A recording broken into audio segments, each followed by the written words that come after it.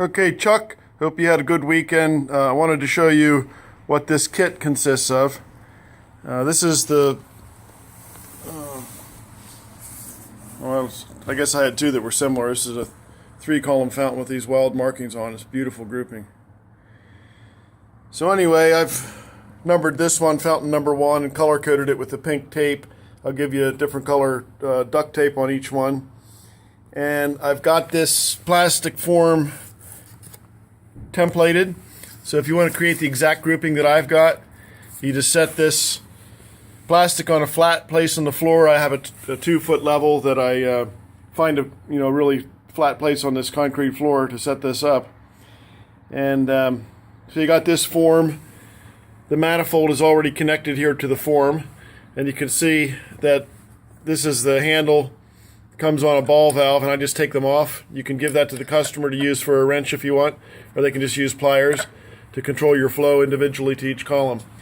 I didn't plug these in, but you'll plug that one in here, this one in here. It'll be obvious where they go, and the last one goes around back there.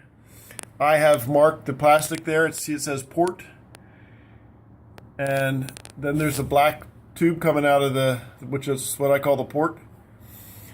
And you can see that each column is traced here. I've numbered the column number 3 of group number 1 right here. And then down here it has 3 of group number 1. Same way with that one, same way with that one. I got a mark on the rock right above the mark on the template on the plastic. And I've included these PVC shims exactly the way I would do it, Chuck. You want not water, but concrete to flow underneath there. It's not necessary on that tall column. You've got to have a permanent stand on that thing. You risk losing it. It's too valuable if it falls over.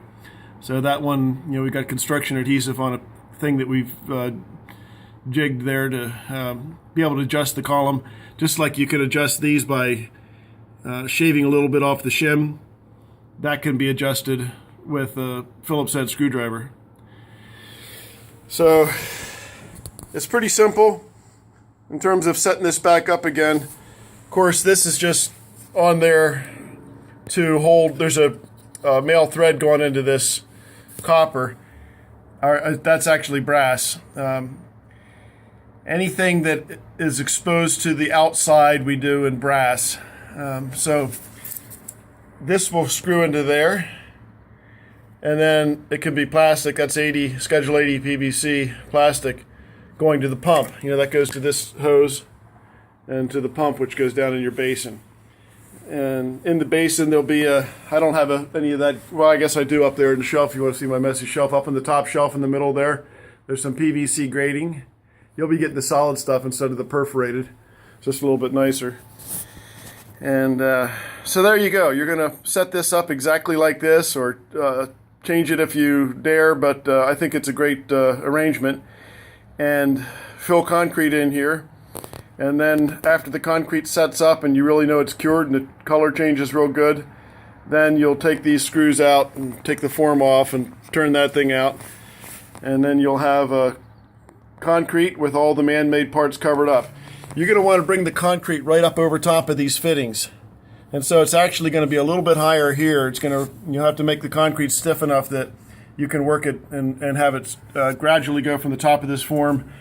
You're going to want to leave, the moving parts of this outside of the concrete. You'll see that ring in the concrete. And I make that concrete a real patient process. And then just taper up a little bit to covering this up. I just like to cover up all the man-made parts. Back here you can see that fitting that's coming out of the rock is a good half-inch higher than the form, so you're just going to taper that concrete up to meet that. And here you're going to want to cover this with concrete. It could mount it up a little bit there, so that's not showing on the top, is the way I would do it. And Chuck, I've got some stainless steel loops here. I just tie them off with a zip tie, cut the zip tie. You're going to stick this in about 2 inches in from the corners, just up enough so that you can grab that with a tree hook or with straps. Sometimes we use the adjustable tie-down straps and just wrap them around your wrist and lift. But if you have those in each corner, there's one back there, and one here. You just stick this one you know, right about like so. Then you got something to lift with later on. This is a cool grouping. I love the colors in this. Nice and tall.